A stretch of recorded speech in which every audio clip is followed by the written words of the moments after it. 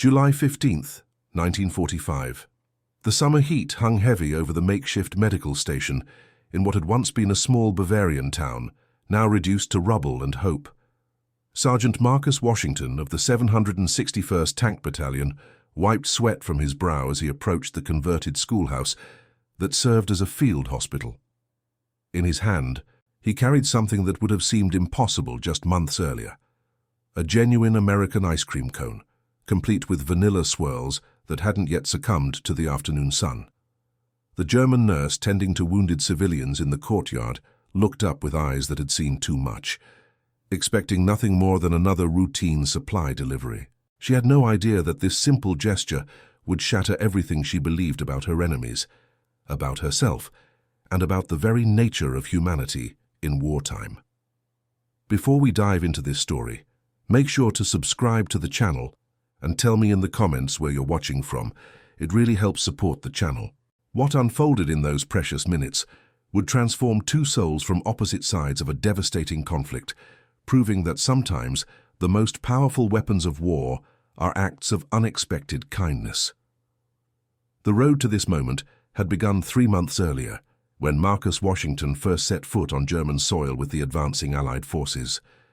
The 24-year-old from Detroit had enlisted in 1942, driven by a complex mixture of patriotism and the hope that military service might earn him and his people the respect they deserved back home. The 761st Tank Battalion was one of the few armored units in which black soldiers could serve in combat roles, though they often found themselves relegated to support duties despite their training and capabilities. Marcus had grown up in the shadow of the Ford Rouge plant, where his father had worked the assembly line for 15 years before the economic troubles of the 1930s cost him his job. The Washington family knew intimately the sting of being treated as second-class citizens in their own country, yet Marcus carried within him an unshakable belief that America's ideals, however imperfectly practiced, were worth defending. This conviction had sustained him through the rigorous training at Camp Claiborne in Louisiana, where the battalion had learned to operate the M4 Sherman tanks that would eventually carry them across Europe. The 761st had distinguished itself during the Italian campaign, particularly at the Gothic Line, where their tactical prowess and mechanical expertise had proven invaluable to Allied operations. By the spring of 1945, as Germany's resistance began to crumble, the battalion found itself assigned to support roles in the occupation and reconstruction of captured territories. For Marcus, this meant long days coordinating supply lines, managing equipment maintenance, and occasionally serving as a liaison between military units and civilian populations.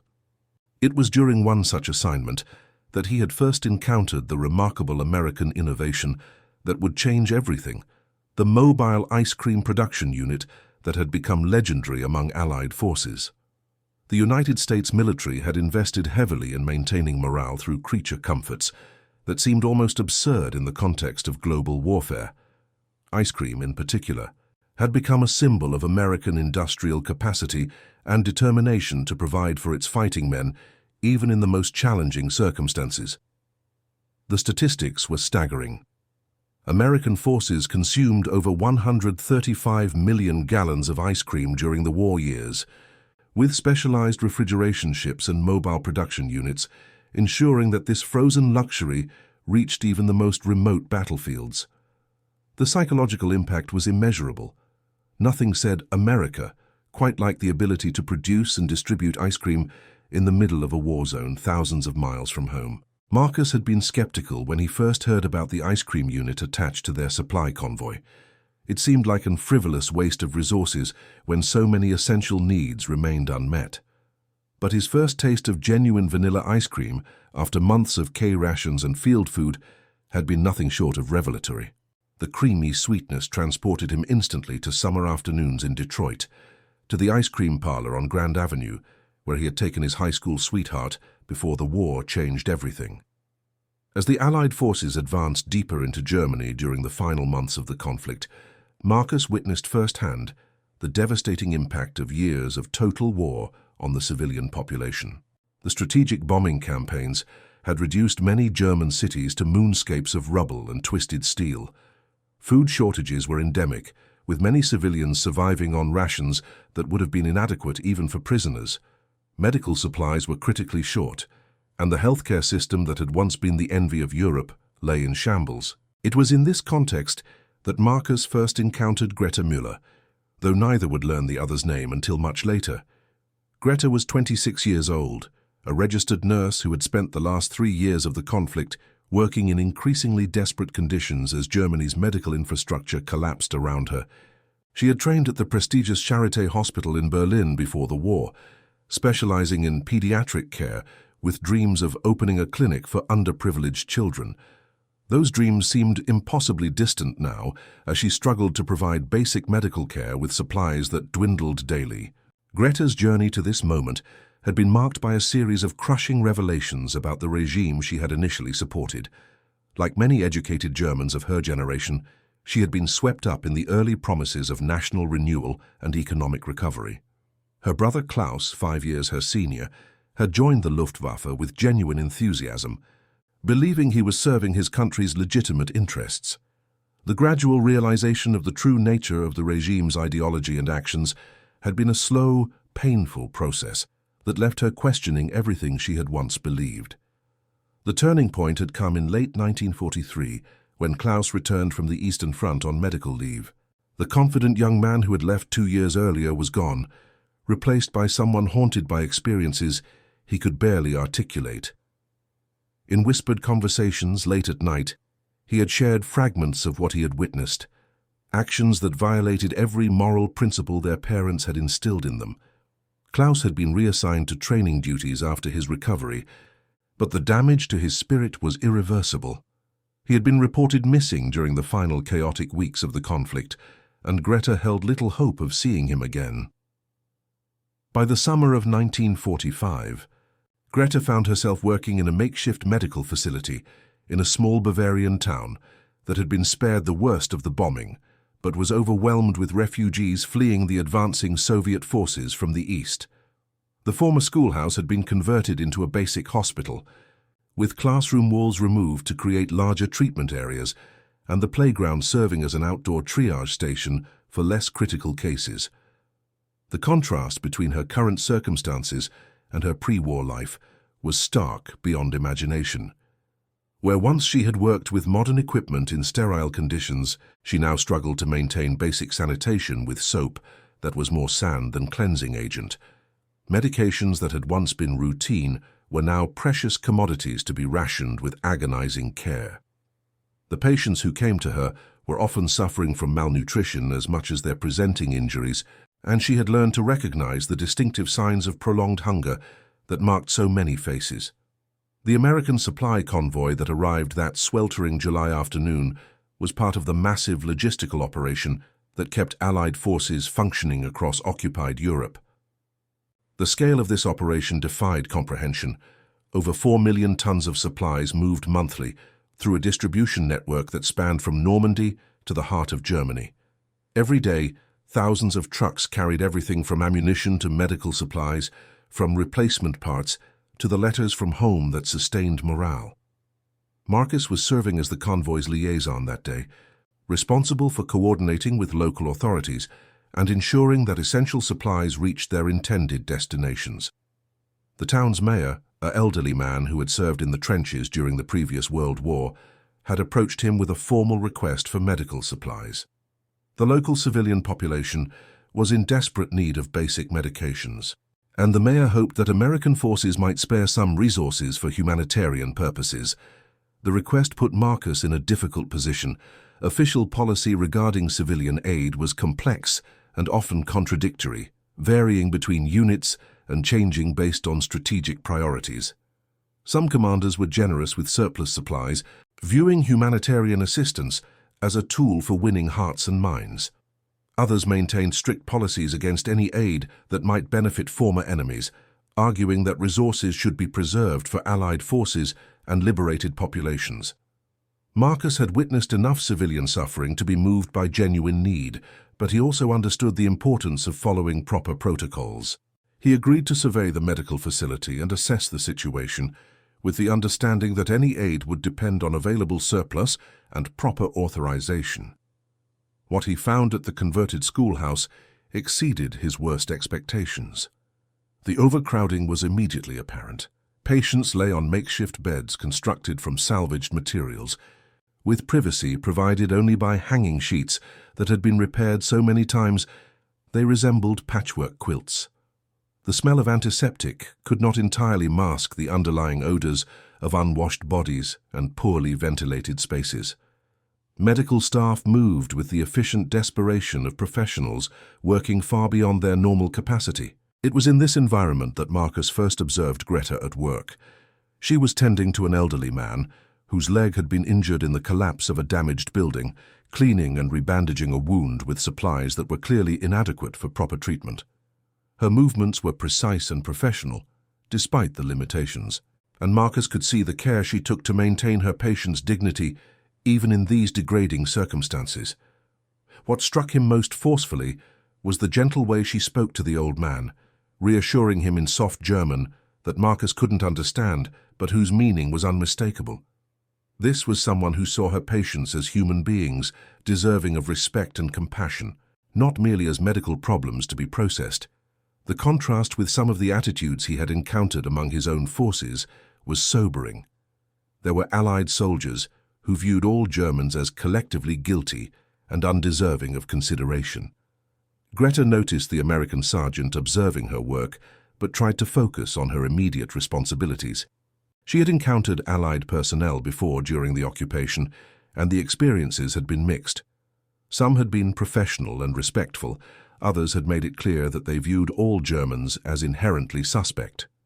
She had learned to keep her interactions minimal and formal, avoiding any behavior that might be misinterpreted.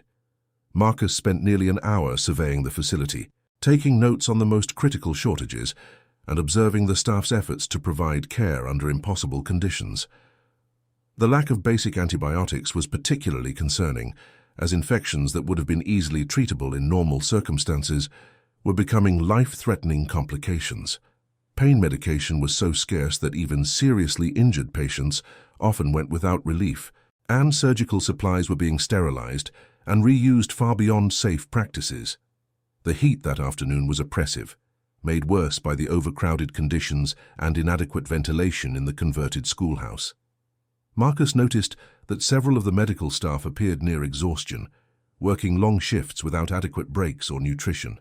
The irony was not lost on him that he had access to ice cream, while these people struggled to find clean water. It was this realization that prompted his decision to return to the convoy and retrieve one of the ice cream cones that had been distributed to the American personnel earlier that day. The mobile production unit had been generous with portions that afternoon, and several soldiers had been unable to finish their servings due to the heat and their work schedules. Rather than let the frozen treat melt uselessly, Marcus saw an opportunity to offer a small gesture of humanity. The walk back to the medical facility gave him time to question his decision.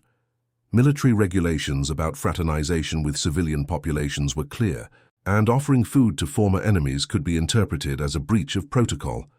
But Marcus had been raised to believe that basic human decency transcended national boundaries, and the suffering he had witnessed in that makeshift hospital demanded some response. When he returned to the schoolhouse courtyard, Greta was taking a brief break between patients, sitting on a wooden crate in whatever shade she could find. The afternoon sun had turned the converted playground into a furnace, and her nurse's uniform was damp with perspiration. She was reviewing patient notes written on scraps of paper, trying to track medications and treatments with record-keeping materials that would have been inadequate for a small clinic, let alone a facility treating hundreds of patients. Marcus approached slowly, not wanting to startle her or create an uncomfortable situation. When she looked up, he gestured to the ice cream cone in his hand and spoke the few German words he had learned. "For Sie, for you." The expression on her face was one of complete bewilderment, as if he had offered her something from another planet entirely. "This can't be real food," she said in heavily accented English, staring at the vanilla swirls as if they might be an hallucination brought on by heat and exhaustion. The concept of ice cream seemed so foreign to her current reality that she initially refused to believe it was genuine. In a world where ersatz coffee made from chicory root was a luxury, and where sugar had been unavailable for civilian consumption for months, frozen dairy products represented a level of abundance that seemed almost mythical. Marcus nodded encouragingly and gestured again for her to take the cone. "Ice cream," he said slowly. "American ice cream. It's good."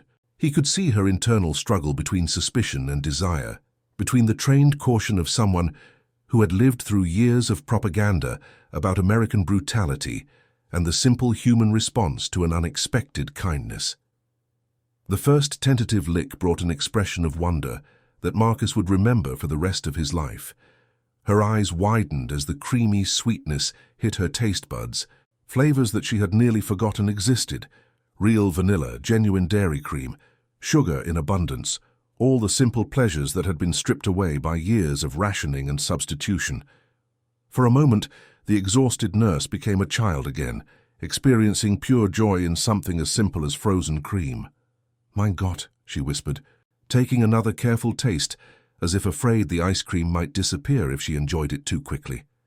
The tears that began to form in her eyes were not just from the unexpected treat, but from the recognition of the gesture's meaning.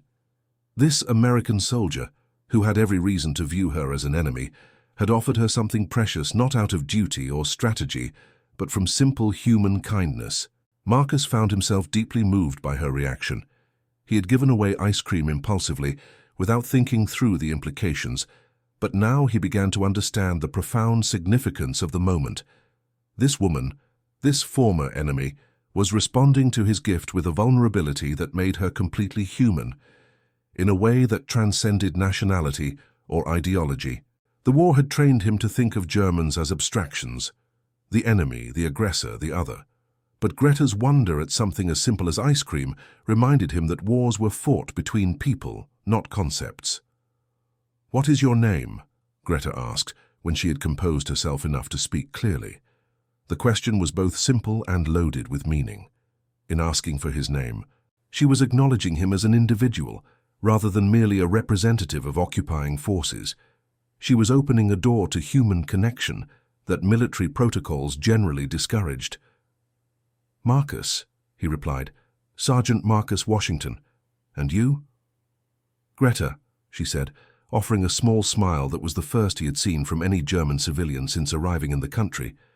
"Greta Müller. I was a nurse." The hesitation in her voice reflected the uncertainty that marked so many aspects of life in occupied Germany.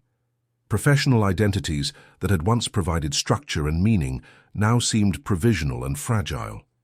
The conversation that followed was halting and limited by language barriers, but it covered ground that neither had expected to traverse with someone from the other side. Marcus learned that Greta had studied in Berlin before the war, that she had specialized in caring for children, and that her brother was missing somewhere in the chaos of the collapsing German forces. Greta discovered that Marcus was from Detroit, that he had worked in a factory before the war, and that he missed his mother's cooking more than anything else about home. What struck both of them was how ordinary these details seemed, how similar their pre-war concerns and dreams had been, despite coming from different countries and cultures. Greta's description of her training at the Charité reminded Marcus of his own technical education at a vocational school in Detroit, where he had learned mechanical skills that would prove valuable in tank maintenance. Both had come from working-class families that valued education and hard work. Both had harbored ambitions that seemed distant and impractical given their circumstances. As they talked, other medical staff began to take notice of the unusual interaction. Some watched with curiosity, others with concern about potential repercussions from fraternization with occupying forces. The elderly doctor who served as the facility's senior physician approached cautiously, clearly worried about the implications of his staff engaging socially with Allied personnel. Marcus recognized the man's concern and took care to keep the conversation respectful and appropriate. He explained that he was conducting a survey of medical needs as part of his official duties, and that any personal interaction was incidental to that mission. The explanation was technically accurate, even if it didn't capture the full significance of what had transpired between him and Greta. Dr. Friedrich Weber, the senior physician, was a man in his 60s who had spent his career treating patients regardless of their political affiliations or social status. The war years had tested his commitment to medical ethics in ways he had never anticipated, forcing him to make impossible choices about which patients could receive scarce medications and which would have to do without. The arrival of American forces had brought both hope for increased medical supplies and concern about potential restrictions on treating German civilians. Marcus spent several more minutes discussing the facility's most critical needs with Dr. Weber, taking careful notes about medications, surgical supplies, and equipment that would make the biggest difference in patient care. The doctor's English was excellent, refined during years of study that had included time at medical schools in London and Edinburgh during the 1920s. His clinical descriptions of shortages and needs painted a picture of a healthcare system operating far beyond its designed capacity. The request list was sobering in its basic nature. Antibiotics that were routine in Allied medical facilities were completely unavailable. Pain medications were so scarce that even post-surgical patients often received nothing stronger than aspirin when aspirin was available. Surgical instruments were being used well beyond their normal replacement schedules, with repairs made by local blacksmiths who had no experience with medical equipment. Bandages and gauze were washed and reused until they literally fell apart, creating infection risks that would have been unacceptable in peacetime. As Marcus prepared to leave, Greta approached him once more. She had finished the ice cream cone but still held the small paper wrapper, as if it were evidence of something miraculous that had occurred. "Thank you," she said quietly. "Not just for the ice cream, for seeing me as a person." Her words carried weight that went far beyond gratitude for a simple treat. Marcus understood that she was acknowledging something fundamental about human dignity and recognition that transcended the political and military circumstances that had brought them together. In a world where dehumanization had become a tool of war, where entire populations had been reduced to categories and stereotypes, the simple act of offering ice cream to someone in need had restored a measure of individual humanity. The walk back to his convoy gave Marcus time to process what had occurred. The interaction had lasted less than 30 minutes, but it had challenged assumptions he hadn't even realized he carried. The German nurse wasn't a faceless representative of an enemy ideology. She was a professional caregiver trying to help suffering people with inadequate resources. Her reaction to the ice cream wasn't the response of someone who had been brutalized by war, but of someone who retained the capacity for joy and wonder despite her circumstances. That evening, as Marcus wrote his report on the medical facility's needs, he found himself struggling with how to present his findings. The official forms didn't have categories for the human elements he had observed, the dignity with which patients were treated despite degrading conditions, the dedication of staff who continued working without adequate compensation or support, the basic humanity that persisted even in the aftermath of total war. His recommendations focused on the most critical medical needs, but he also included observations about the professional competence of the German medical staff and their commitment to treating all patients regardless of nationality or affiliation. Several American personnel had been treated at the facility for minor injuries and illnesses, and they had received the same level of care as German civilians, despite the obvious resource constraints. The response to Marcus's report was swift and positive. Within 48 hours, a medical supply truck arrived at the converted schoolhouse carrying antibiotics, pain medications, surgical supplies, and other essential materials. The quantity wasn't enormous, but it represented a significant improvement in the facility's treatment capabilities. More importantly, it established a precedent for humanitarian assistance that would be expanded in subsequent weeks. Marcus made several return visits to the medical facility over the following days, ostensibly to monitor the distribution and use of the medical supplies, but increasingly motivated by his developing friendship with Greta and her colleagues. Each visit revealed new aspects of the challenges facing German civilians during the occupation period, as well as the remarkable resilience and dignity they maintained despite their circumstances. The conversations between Marcus and Greta gradually expanded beyond the basics of introduction and professional discussion. Language barriers remained significant, but both were motivated to communicate and found ways to bridge the gaps through gestures, drawings, and the patient repetition that characterizes any attempt to connect across linguistic divides. Their exchanges revealed common interests, shared values, and similar hopes for the future that transcended national boundaries. Greta spoke about her dreams of returning to pediatric care once conditions stabilized, of opening a clinic that would serve children regardless of their families' political backgrounds or economic status. Her vision of healthcare as a universal right, rather than a privilege, resonated with Marcus's own beliefs about social justice and equality. Despite coming from very different political systems, both had developed commitments to helping those who needed assistance regardless of their background or circumstances. Marcus shared his own aspirations for the post-war period, his hopes of using his military experience and technical training to build a career that would provide security for his family while contributing to his community's development. He described the discrimination he had faced in civilian life and his hope that military service would earn him and other Black Americans greater opportunities and respect. His account of segregation and unequal treatment in America surprised Greta, who had been exposed primarily to propaganda that portrayed America as uniformly prosperous and free. The developing friendship between Marcus and Greta did not go unnoticed by their respective communities. Among the American personnel, reactions ranged from approval of his humanitarian efforts to concern about fraternization policies and potential security risks. Some soldiers praised his compassion and professionalism, while others questioned whether aid to former enemies was appropriate, given the scope of German wartime actions. Within the German civilian community, responses were equally varied. Some appreciated any assistance that improved medical care and recognized Marcus's genuine concern for their welfare.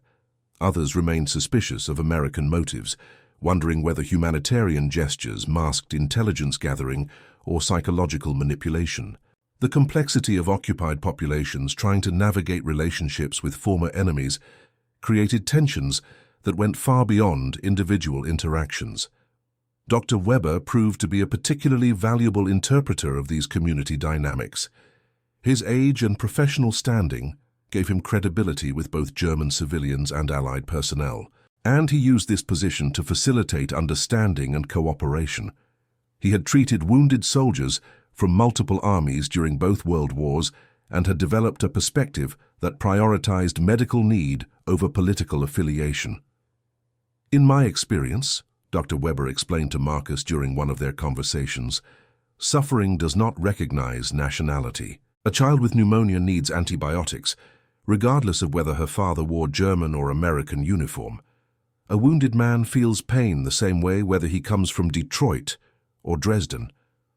Politics may determine how nations relate to each other, but medicine requires us to see the human being beneath the uniform. This philosophy resonated deeply with Marcus's own understanding of military service and social responsibility. His experiences with segregation in America had taught him that official policies often failed to reflect fundamental human values and that individuals had to make personal choices about how to treat others, regardless of institutional guidance. The civil rights movement was still in its early stages, but the principles of equality and human dignity that would drive future activism were already forming in the minds of veterans like Marcus. As weeks passed, the relationship between Marcus and Greta evolved from cautious acquaintance to genuine friendship, built on shared respect and common values despite their very different backgrounds and experiences. Their conversations expanded to include discussions of literature, music, and philosophy, subjects that had been pushed aside by the immediate demands of wartime survival. But that remained important to both of them as educated, thoughtful individuals. Greta had studied French literature before specializing in nursing, and she shared her love of authors like Victor Hugo and Marcel Proust with Marcus, who had developed his own appreciation for American writers like Richard Wright and Langston Hughes. The contrast between their literary influences highlighted different cultural perspectives while revealing shared interests in social justice, human dignity, and the power of individual action to create positive change. Music proved to be another common ground. Marcus had grown up with jazz and blues in Detroit, developing an appreciation for musicians like Duke Ellington and Billie Holiday, who had become international symbols of American cultural achievement. Greta's musical background included classical composers like Bach and Beethoven, but she had also been exposed to American jazz through underground recordings that had circulated despite official disapproval during the war years. These cultural exchanges were more than casual conversation. They represented a form of diplomacy that operated at the individual level, building understanding and connection that transcended political boundaries. Both Marcus and Greta began to see their friendship as a small but significant step toward the kind of reconciliation that would be necessary for Europe's eventual recovery and peace. The practical impact of their relationship extended beyond personal connection to influence the broader American approach to humanitarian assistance in their sector. Marcus's reports consistently advocated for continued medical aid and highlighted the effectiveness of cooperation with German medical professionals. His recommendations contributed to policy decisions that expanded assistance programs and established protocols for ongoing collaboration between Allied forces and civilian healthcare providers. This expanded cooperation produced measurable results. Infant mortality rates in the town dropped significantly once adequate medical supplies became available. Infection rates among surgical patients decreased dramatically when proper antibiotics could be used for treatment and prevention. The overall health status of the civilian population improved markedly, reducing the burden on Allied resources while demonstrating the effectiveness of humanitarian assistance.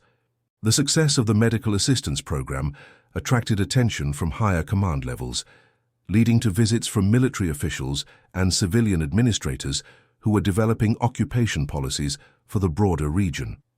Marcus found himself increasingly called upon to brief these officials on local conditions and the effectiveness of various assistance programs. His insights about the importance of treating German civilians with dignity and respect influenced policy discussions at levels far above his official rank. One particularly significant visit came from Colonel James Patterson, a career officer who had been assigned to develop guidelines for civilian affairs throughout the American occupation zone. Colonel Patterson had heard reports about the successful medical assistance program and wanted to understand the factors that had made it effective. His conversations with Marcus, Greta, and Dr. Weber provided valuable insights that would be incorporated into broader policy frameworks. "What I'm seeing here," Colonel Patterson observed after spending 2 days reviewing the program's operations, "is proof that humanitarian assistance isn't just morally right, it's strategically smart. When we help German civilians meet their basic needs, we reduce resistance to occupation, improve cooperation with our forces, and create conditions for long-term stability." This young sergeant has accomplished more for American interests with medical supplies and human decency than we might have achieved through punitive measures. The colonel's assessment carried implications that extended far beyond the local situation. American occupation policy was still evolving, with ongoing debates about whether to emphasize punishment for past German actions or focus on rehabilitation and reconstruction. The success of programs like the Medical Assistance Initiative provided evidence for those who argued that constructive engagement would be more effective than punitive isolation. Marcus's role in these policy discussions was unusual for someone of his rank, but his practical experience and demonstrated effectiveness gave his opinions weight with senior officials. He found himself advocating not just for continued humanitarian assistance, but for a broader approach that recognized the potential of individual Germans to contribute to peaceful reconstruction. His arguments were based on personal observation rather than political theory, which made them particularly persuasive to practical military leaders. The friendship between Marcus and Greta continued to deepen as summer turned to autumn in 1945. The initial ice cream encounter had occurred during the height of summer heat, but their relationship had developed through changing seasons that mirrored the broader transformation occurring throughout occupied Germany. The desperate conditions of July had given way to somewhat improved circumstances by September, as supply lines stabilized and assistance programs expanded. October brought the first serious discussions of Marcus's eventual departure from Germany. The 761st Tank Battalion was scheduled for redeployment as part of the broader reorganization of American forces following the war's end. Many units were being dissolved or transferred to Pacific theaters, where occupational duties continued, while others were returning to the United States for demobilization. The uncertainty about timing and destination made it difficult for Marcus to plan for the future or to prepare for his eventual separation from the friendships he had developed. The prospect of departure forced both Marcus and Greta to confront the temporary nature of their friendship and to consider what their relationship had meant for their personal development and future perspectives. For Marcus, the friendship had challenged preconceptions about former enemies, while reinforcing his beliefs about the importance of treating all people with dignity and respect. For Greta, the relationship had restored faith in the possibility of reconciliation and hope for Germany's eventual integration into a peaceful international community.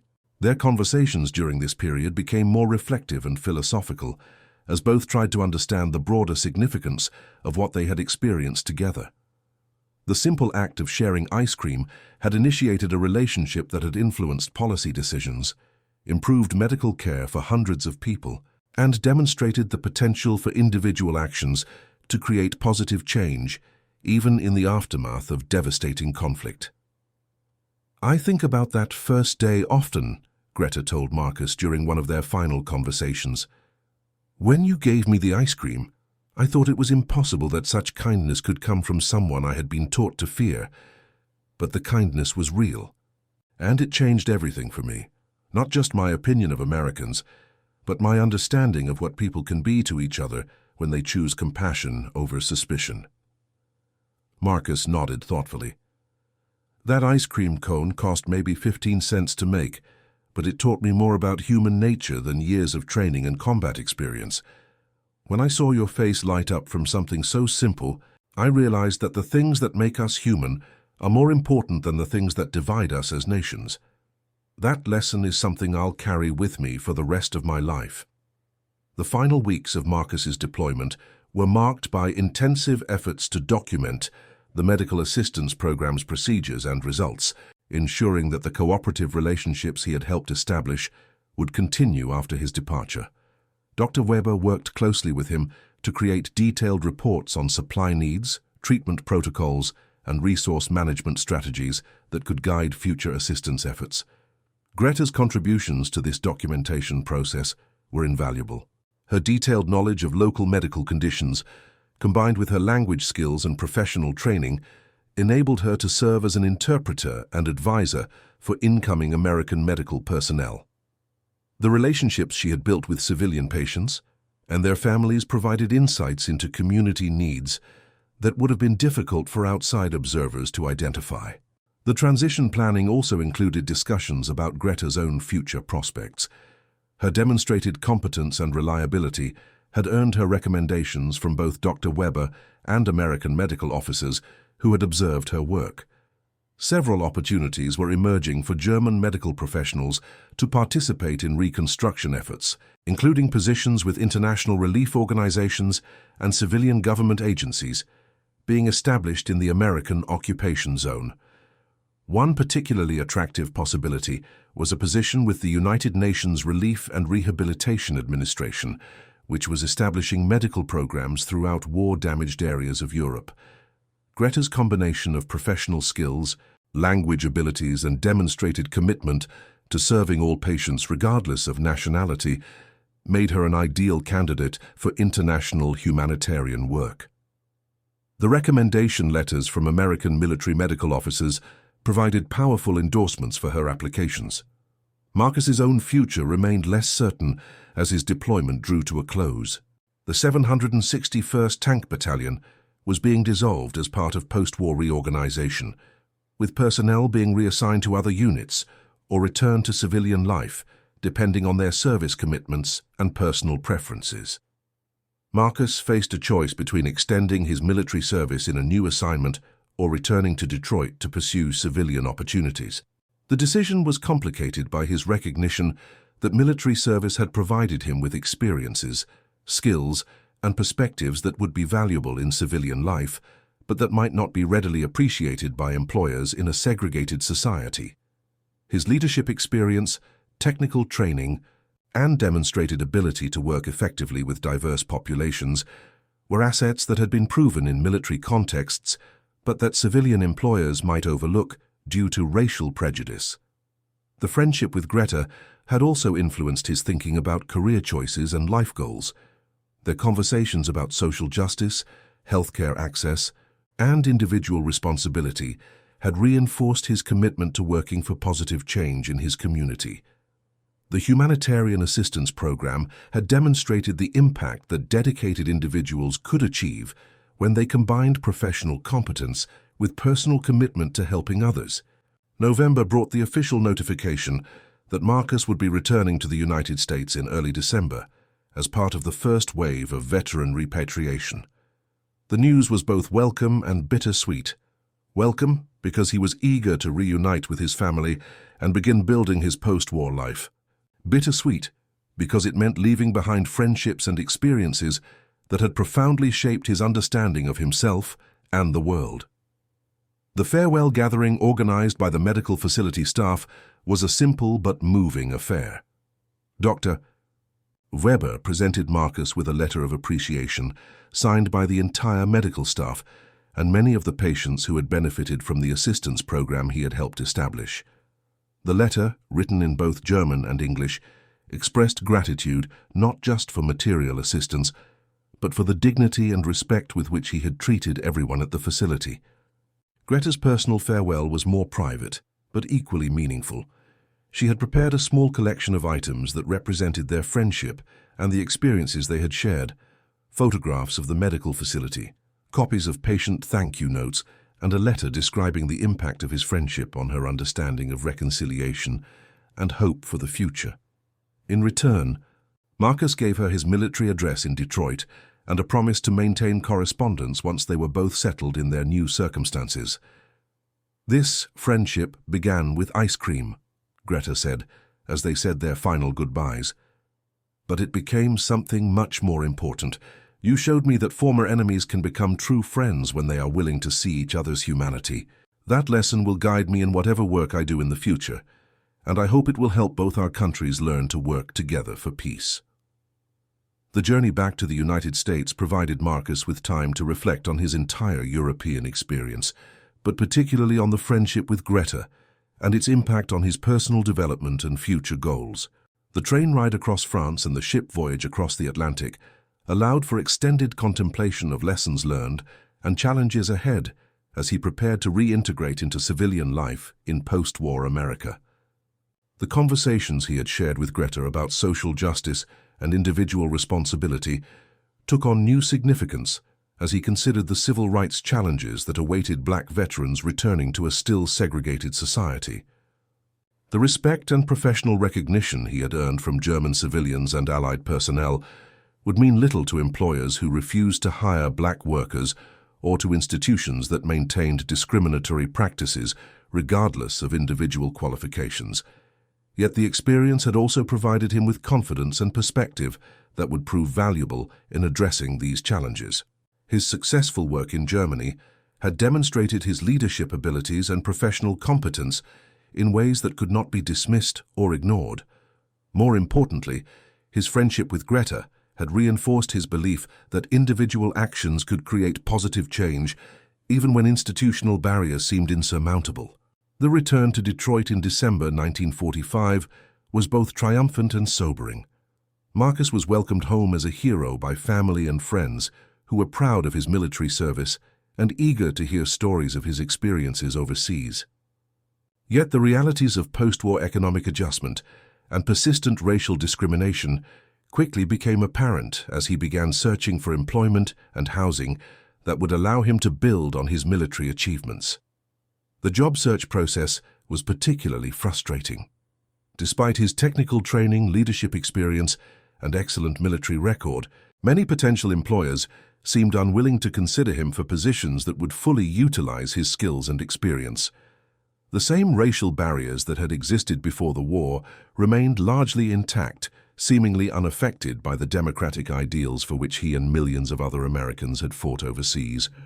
It was during this challenging period that Marcus began receiving letters from Greta, who had indeed secured a position with the United Nations Relief and Rehabilitation Administration and was working with displaced persons camps throughout the American occupation zone. Her accounts of continued humanitarian work and the ongoing process of reconciliation in Germany provided both inspiration and perspective as Marcus navigated his own post-war adjustment challenges. Greta's letters also carried news of other personnel from the medical facility where they had first met. Dr. Weber had been appointed to a regional health committee that was working to rebuild Germany's medical infrastructure. Several of the nurses had found positions with international relief organizations or had enrolled in advanced training programs that would prepare them for leadership roles in reconstructed healthcare systems. The correspondence between Marcus and Greta continued for several years, chronicling their respective efforts to build meaningful careers while contributing to positive social change in their communities. Marcus eventually found work with the Veterans Administration, where his military experience and demonstrated competence in working with diverse populations proved valuable in serving returning veterans, regardless of their racial or ethnic backgrounds. His work with the Veterans Administration also provided opportunities to share insights from his experience with humanitarian assistance programs in Germany. The principles of treating all people with dignity and respect, regardless of their backgrounds or circumstances, became central themes in his approach to veteran services. His success in this role led to increasing responsibilities and recognition within the organization.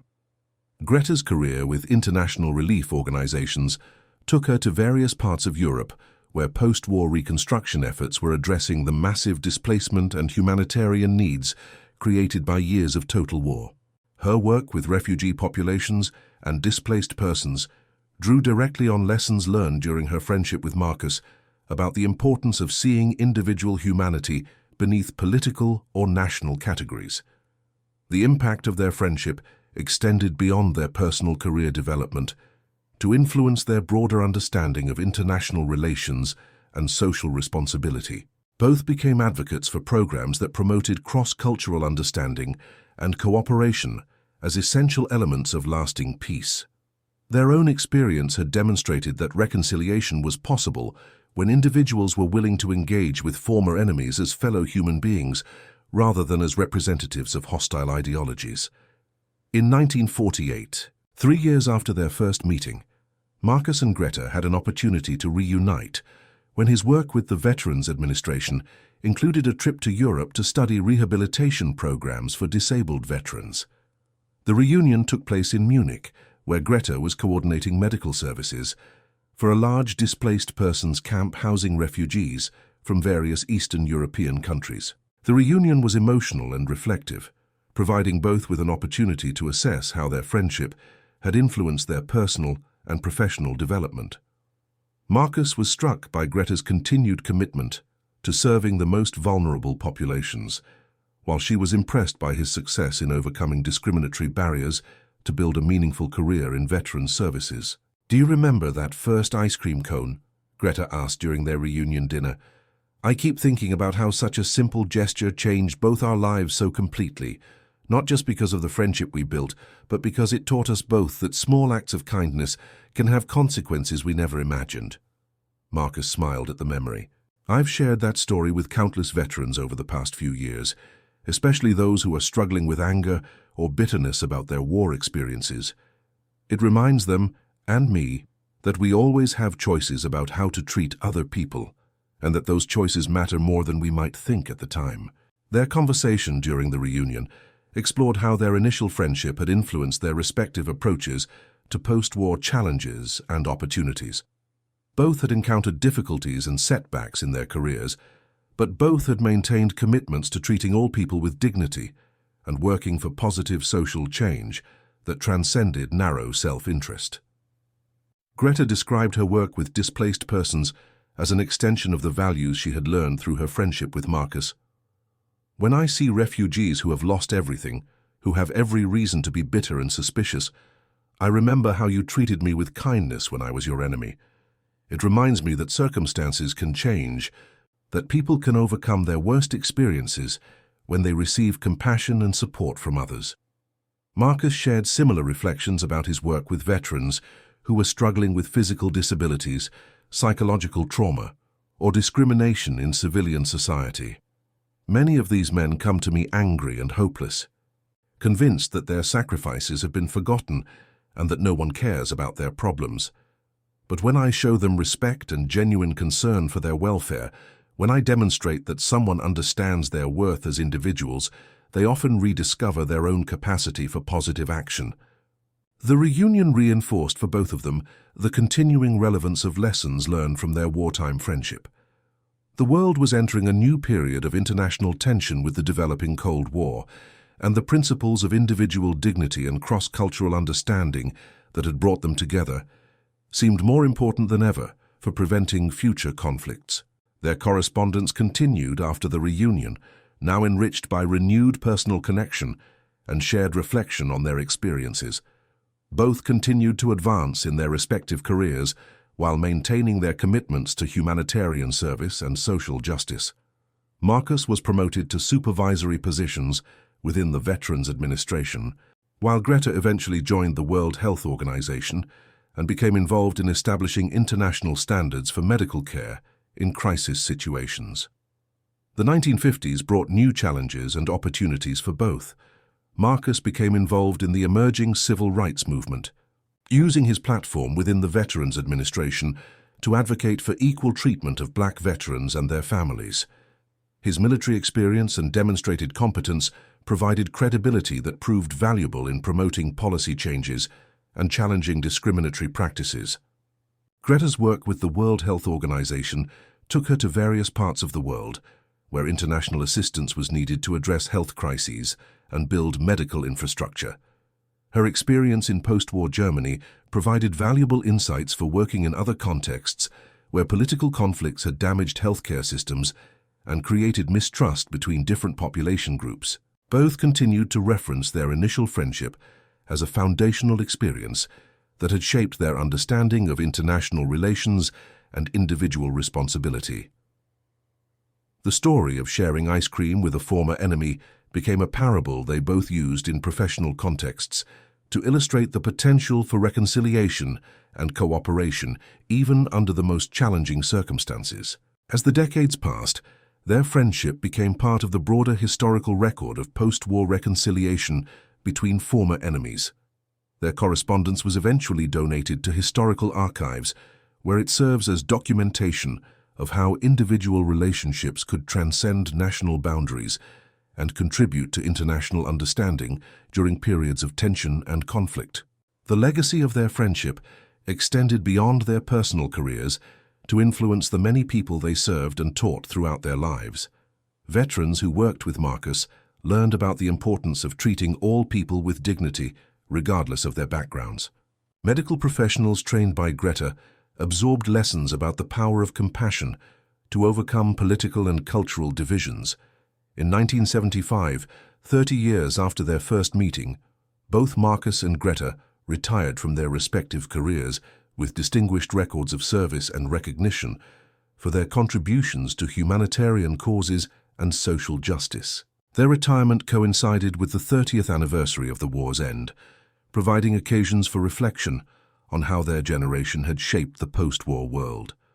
The anniversary celebrations included numerous events recognizing veterans' contributions and commemorating the sacrifices made during the war years. Both Marcus and Greta participated in ceremonies that brought together former combatants from all sides of the conflict, providing opportunities to demonstrate how former enemies had become friends and collaborators in building a more peaceful world. One particularly meaningful event was a conference on post-war reconstruction that brought together historians, policymakers, and veterans to assess the successes and failures of various approaches to rebuilding Europe after the war's devastation. Marcus and Greta were invited to speak about the role of individual relationships in promoting reconciliation and international cooperation.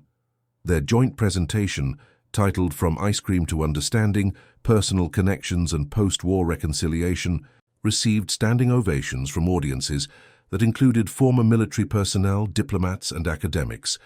The presentation combined historical analysis with personal reflection, demonstrating how individual actions could have consequences far beyond their immediate circumstances. The ice cream cone that Sergeant Washington shared with me in July 1945 cost perhaps 15 cents, Greta told the conference audience. But that simple gesture initiated a friendship that influenced our entire careers and taught us both that reconciliation between former enemies is not only possible but essential for lasting peace. The lesson we learned is that peace begins with individual choices to treat others with dignity and compassion.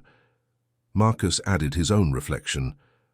What I learned from Greta and from all our work together since then is that the most powerful weapons against hatred and conflict are human kindness and genuine respect for the worth of every individual. Military force may be necessary to stop aggression, but lasting peace requires building relationships between people who are willing to see past political divisions to their common humanity.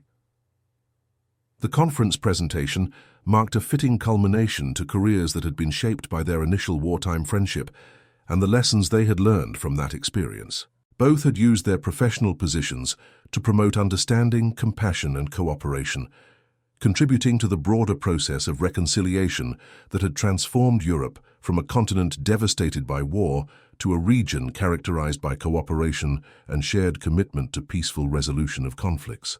Their friendship had begun with the simple sharing of ice cream between former enemies, but it had grown into something much more significant, a demonstration that individual choices to act with kindness and respect could create positive change even under the most challenging circumstances.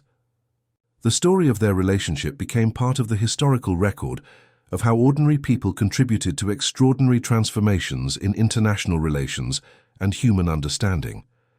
In their retirement years, both Marcus and Greta continued to correspond and occasionally to meet, maintaining the friendship that had been initiated by an American soldier's spontaneous decision to share ice cream with a German nurse during the chaotic aftermath of total war. Their relationship remained a source of inspiration and hope, demonstrating that the bonds between individuals could transcend national boundaries and political divisions when they were based on mutual respect and shared commitment to human dignity.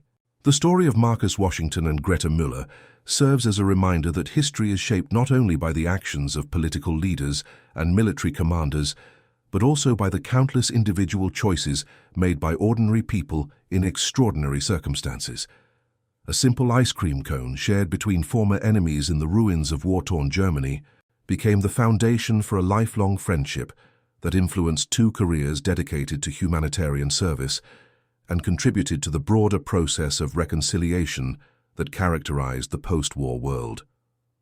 Their experience demonstrates that even in the aftermath of devastating conflict, when hatred and suspicion might seem inevitable, individual acts of kindness and recognition of common humanity can create possibilities for understanding, cooperation, and peace.